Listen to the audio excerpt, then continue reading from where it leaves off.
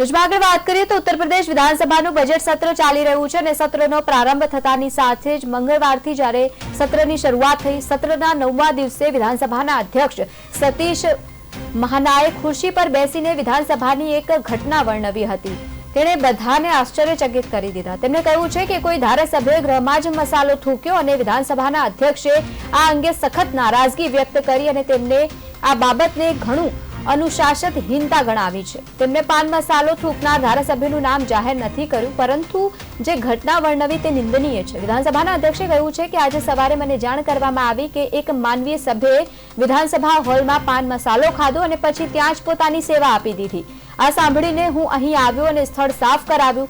આ બધાનો સભ્યને હું વિનંતી કરું છું કે આ બધાનો ગ્રહ છે તેને ભવિષ્યમાં પણ અહીંયા સાફ સફાઈ રાખવી ખૂબ જ જરૂરી છે, જેથી તેઓએ રિક્વેસ્ટ પણ કરી છે અને કહ્યું પણ છે કે ભવિષ્યમાં તેમના કોઈ પણ સાથી જો આવું કરતા હોય તો તેમને રોકવું જોઈએ। આ આપણા બધાની સભા છે, તેને સ્વચ્છ રાખવાની જવાબદારી આપણી છે, ગૌરવપૂર્ણ રાખવાની જવાબદારી બધાની છે।